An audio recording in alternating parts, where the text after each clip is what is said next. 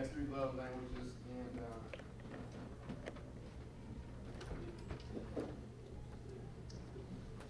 and then on tomorrow, I'm piggyback. Not tomorrow. On Friday, I'm piggyback off of physical therapy. I am going to give a brief synopsis on it tonight, though.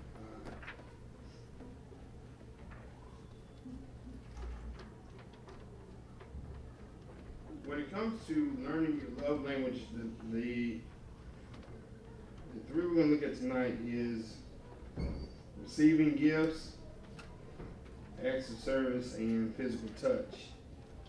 If you read with me, receiving gifts, turn also for our point of reference to 1 Corinthians chapter 13, verse 4.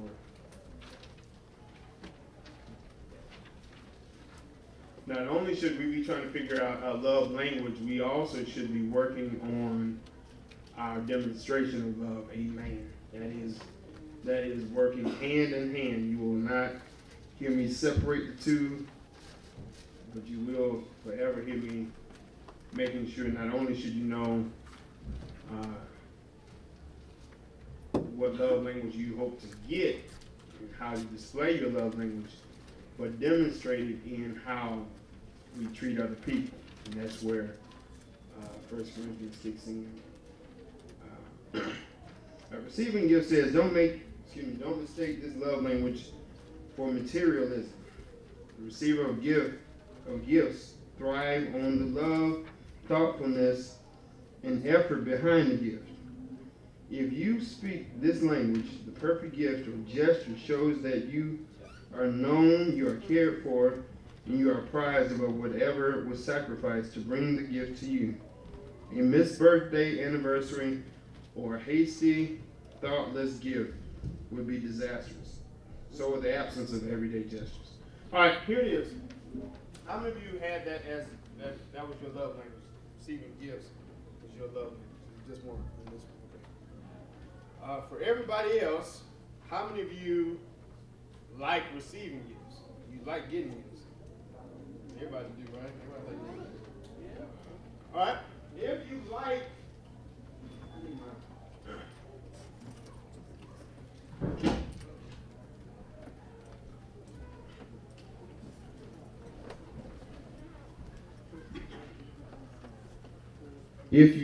receiving gifts, how many of you have ever been the victim of a bad gift?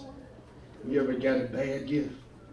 I said, Pastor, what's a bad gift? You know that gift that you look at the person when they give it to you and say, I don't believe you gave this to me.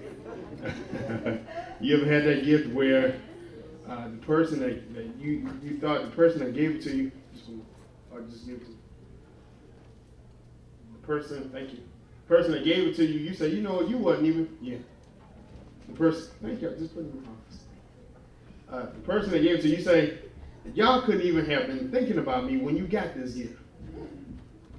Matter of fact, how many of y'all get gifts at Christmas? You unwrap the gift, and after close prayer and thought, you start praying under your breath. Oh Lord, just don't let me say the wrong thing. Lord, pray hard, just pray hard. And after you prayed about it, you say, you know what? I'm going to give this to somebody else. Y'all ever did that? Y'all did that? That is so wrong. I ain't giving y'all nothing. Not nothing. I am not giving y'all anything for Christmas. So you re-give something that you didn't want and give it to somebody else. You ever got that gift from somebody that you know they got it Christmas Eve at Rite Aid? You ever got that gift? You're like, you know what? This was a last minute thing. I'm sorry, excuse me. Shouldn't say Rite Aid. CVS. That's better. See, yeah, we better not. Dollar store. You just, like, this is on clearance at the dollar store. This was 75% off. But when you get those kind of gifts, it makes you mad, doesn't it? Because if you're going to give somebody a gift, you should give somebody a gift that speaks to who they are. Amen. Y'all understand that? How many of y'all like nice gifts when they're given to you? How many of y'all give nice gifts? All right, let me see. The hands that are raised. Donna. When you go shopping for a friend, when you see something, you say, you know what, that's them, don't you? Anybody else? You go shopping specifically looking for something specific for that specific person, right? That matches their characteristics, something that you know that they either like or that they enjoy, right?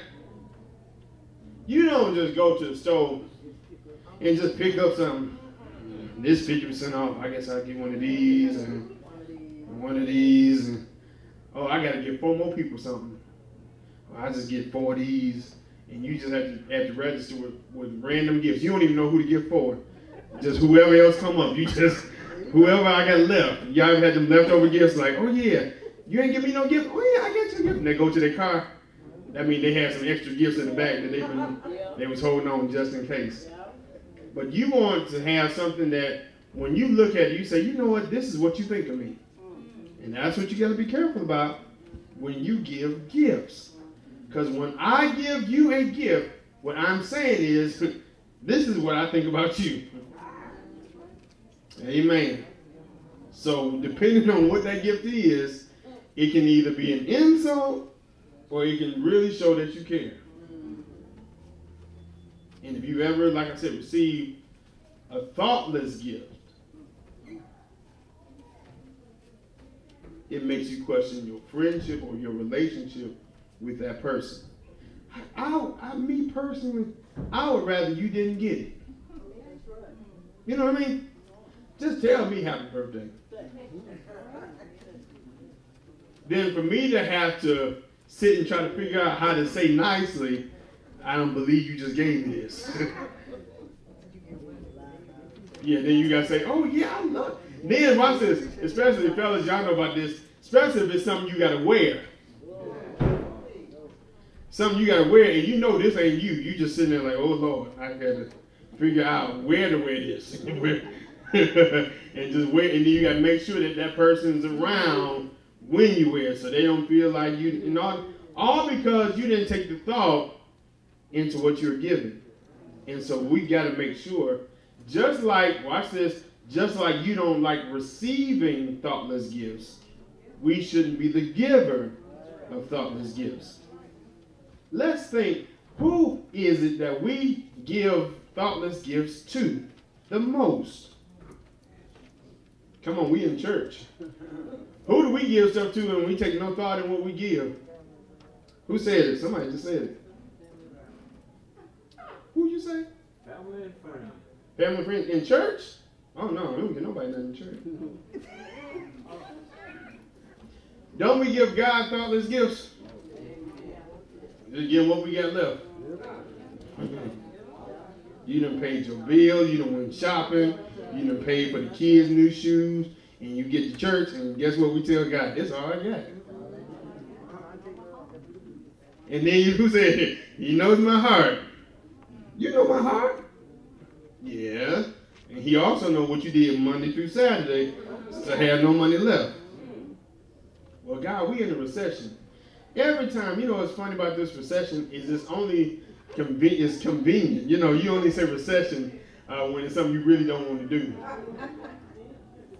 But if your favorite singer come in town, you don't know nothing about no recession. BJCC be packed every week. Ain't nobody struggling when it's something that you want to do.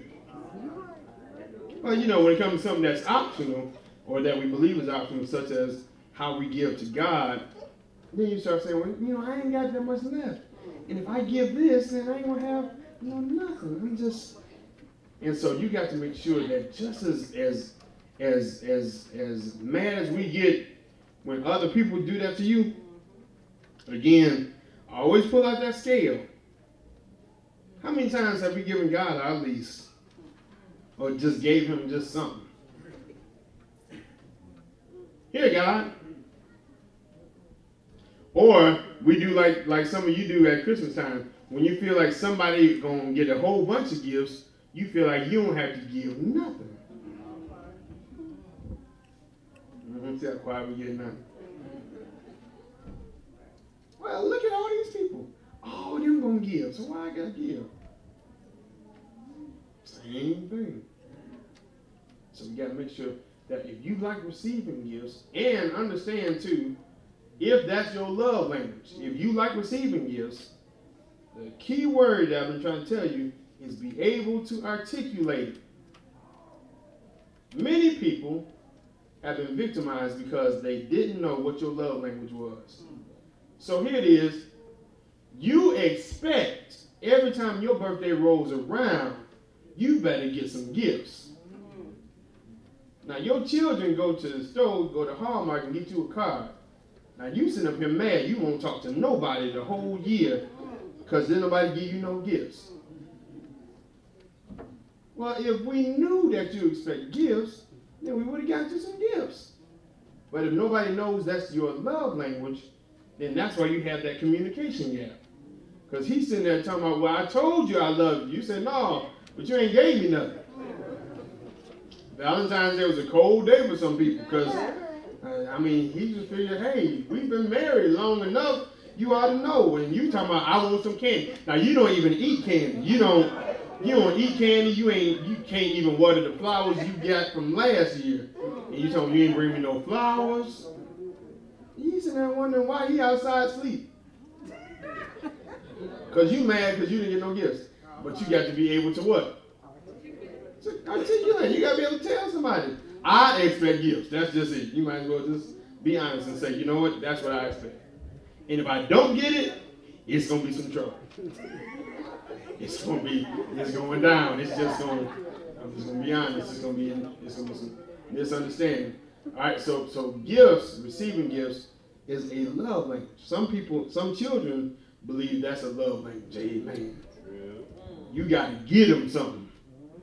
You get them shoes, you get them clothes and all that. They just, oh, my mama loved me. My daddy loved me. He buy me all this stuff. He just, you know what I'm saying? And that's how they feel you love them. And watch this. And when you choose not to, mess around and miss one time, let school come around and they ain't got no new stuff to wear. And all they friends got stuff and they don't have nothing. They go, you don't even love me. What that got to do? You got stuff you ain't even wore yet. But I ain't got no new stuff. Because sometimes gifts show that they're loved. And sometimes as parents, some parents that don't know how to or express their love, they use gifts to show their love. And what you raise is a bunch of spoiled brats who grow up thinking everybody supposed to give them something. And then they grow up and figure out that is not the real world. And now that's why they still living with you when they 40. They're 50 years old, still at home because they used to getting gifts. And they go out there and ain't nobody giving them nothing. Somebody's supposed to give me a job. When you apply, they just supposed to give me one. So that is their language. That's what they're accustomed to. That's what they're used to. You got to make sure that you know how to articulate that. The next one is acts of service. Acts of service says, can vacuuming the floors really be an expression of love? Absolutely. Anything you do to ease the burden of responsibilities weighing on an act of service person will speak volumes. The words he or she most want to hear is, let me do that for you. Laziness, broken commitments, and making more work for them tell speakers of this language their feelings don't matter. How many of y'all had this as love language, acts of service? You like doing things for other people. That's what you like doing. That's you two. 2 people, 3, 4. Okay, raise your hand. Let me see. All right, good. There it is. All right. Acts of service. When you have this as a love language, it means you do things for people without being prompted. Anybody got to tell you to clean up. You do it because you want to do it. You want to help people. You see that? I want to be a help to somebody. I don't care who sees me do it. I just want to what? Just want to help. When you have this as a love language, it shows and it watches people see it more than you have to say it. See, See, that's why I have a problem when people help people and then you go and tell everybody that you just help people. If you got to make a public service announcement,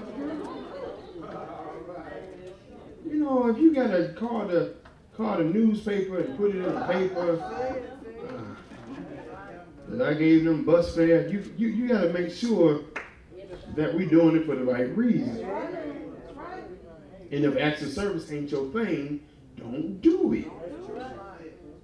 Because, see, sometimes what we get confused at is, we talked about this at 12 o'clock, is you think when you tell a child to clean their room and they do it, that you're training them.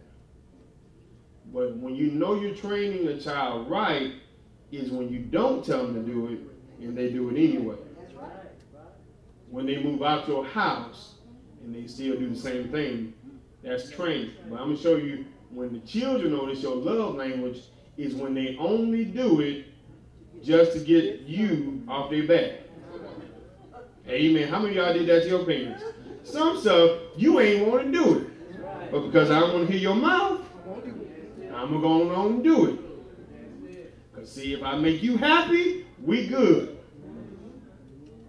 Now, that don't mean I like doing it. That just means I know that's what you like. So I'm going to do that to make you happy. And so that is your love language. You expect, and hear this, that means you expect everybody else to do it because that's what you like to do. And that's the trouble we find is a lot of people, when you have a certain love language, you think everybody's supposed to love like you love. Just because you clean don't mean everybody clean. Just because you help people don't mean everybody want to help people. Now you going off on people. That don't make no sense. She saw them struggling and she ain't do this. And that don't make no sense. He saw them needing him help and they ain't do nothing. That ain't everybody. Everybody don't want to help other people. Matter of fact, there's a whole bunch of people that don't want to help nobody. We live in a society where it's all about me and what I can get and what I can do and all this stuff. And so it's a rare breed even now that help people unconditionally. Like people that help people that you don't even know. You know, that's a lost love language almost now. I know some people that will help people till they fall out. Give their last and then some. And you be sitting there like, what you doing all that for? Because, you know, people that don't have this as a love language, we have problems with people that do have this love language, don't we? Because you be telling your friends, you crazy. I wouldn't have been doing all that. But that's not your love language. That's not what you do. So be careful that you don't distract somebody if that's what they do. How many of y'all know somebody that they go to other people's house and clean up? They come in, they just start cleaning up, like fixing up, like, oh, this is, you know, like make sure that this is right. And you be sitting there like, what you doing with my stuff? They clean. You ever had somebody clean up your house and then when they got through, you ain't know what nothing was?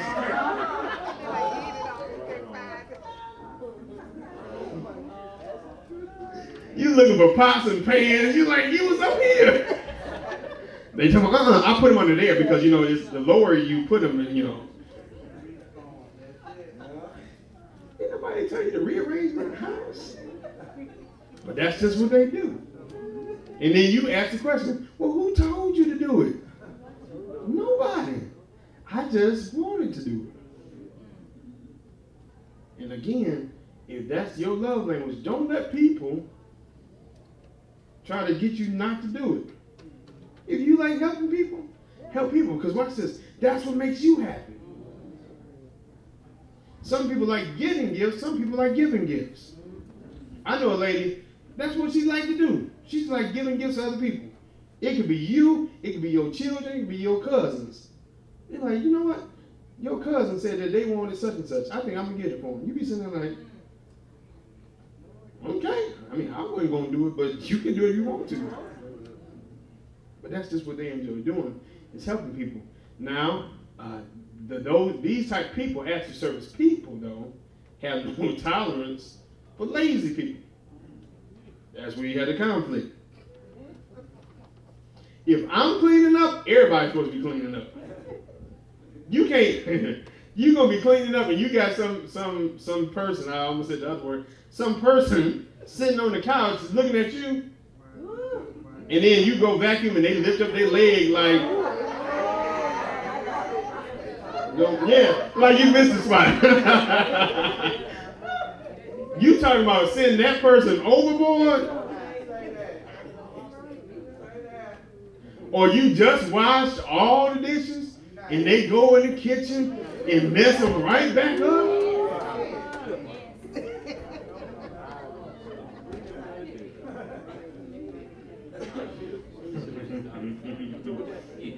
But if that's not your love language, they don't know that you got your pressure up now. They don't know that they're about 5 seconds from you going straight off, and they don't even know where it's going to come from. You've been holding on to stuff for weeks that you've been wanting to tell them, and all they got to do is mess up one more dish. They got one more. Using 4 glasses in one day. As if something wrong with the person or something. But if you enjoy doing that, you got the problem. Because that's you. So we expect everybody to be like us. Why my kids don't clean up? They don't want to. That's why you can tell them every day, clean your room. That's why you say every day, clean. Did you clean your room? You know when you ask the question. They didn't clean the room. You know it takes 4 good weeks for them to clean their room, don't you? And you know the steps that you got to go through before they do it. You got to say it nicely. Then you got to say it not so nicely. Then you got to get mad. Then you got to borderline cuss. I didn't say cuss. I said borderline. You know, y'all know how to borderline cuss? When you borderline cuss is when you fix your mouth like you about to say it.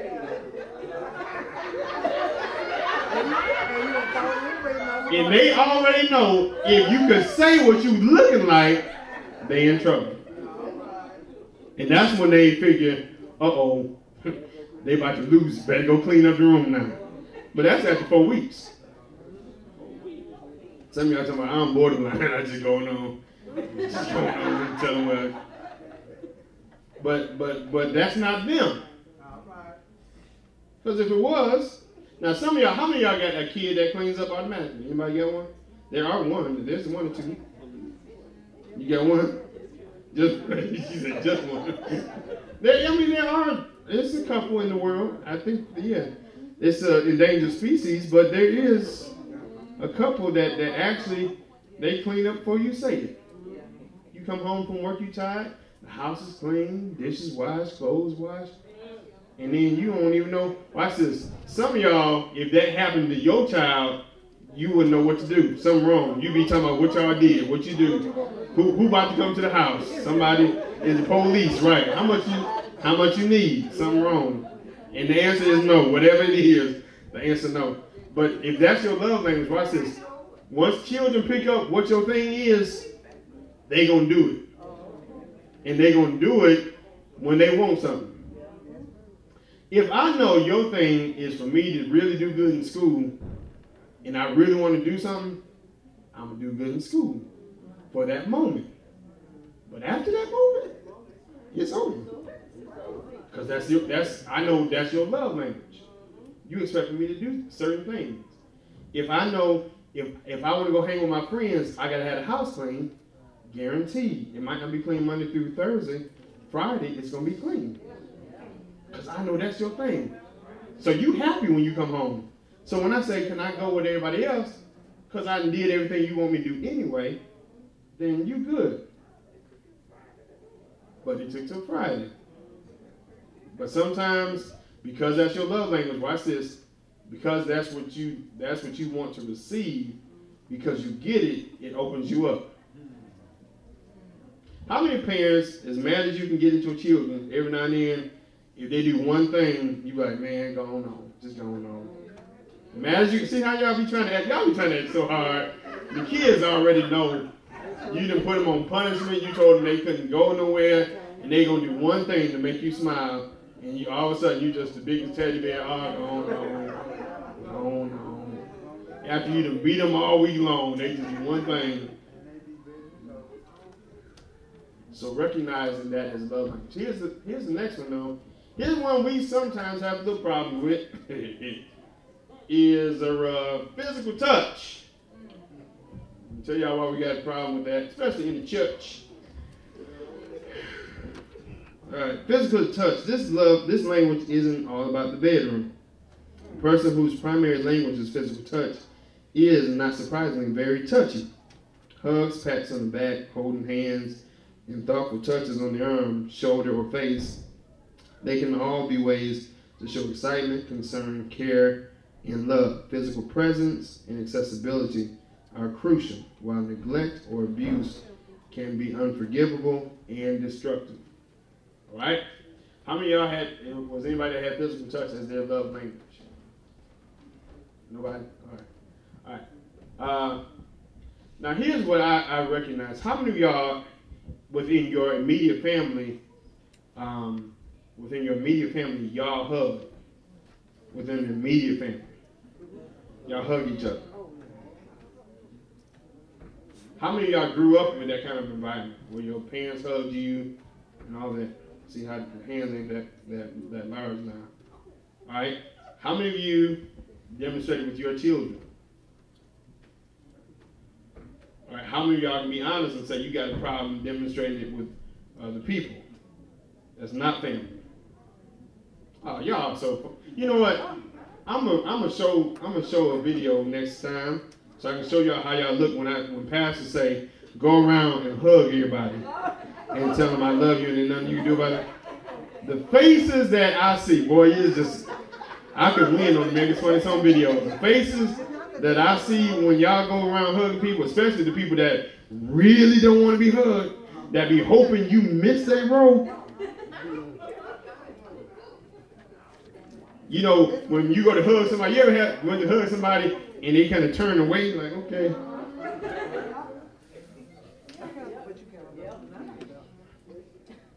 Yeah, I love you too. All right, go on. When somebody hugs you with no arms, that lets you further know. They do lean.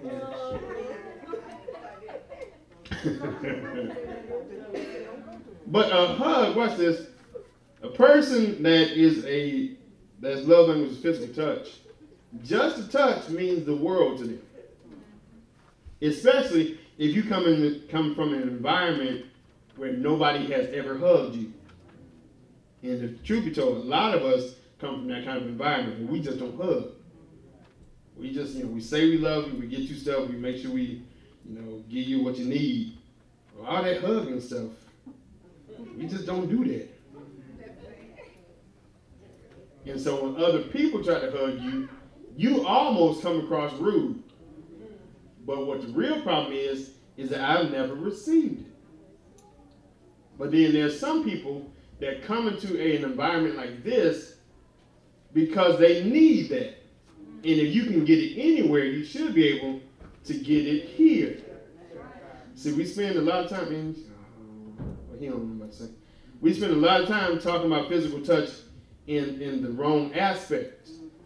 See, a lot of times, the reason you look for it in other arenas is because you never got it in the right arena. Hey, y'all understand that, don't you? Because you look for love in all the wrong places because I never got it where I should have got it.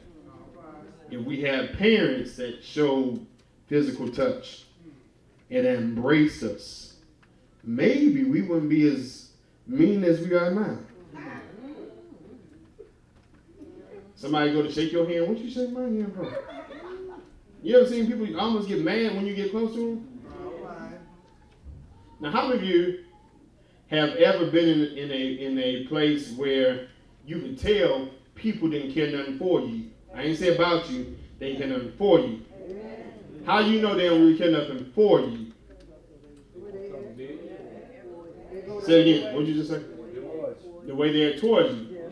What's a dead giveaway somebody ain't really feeling you?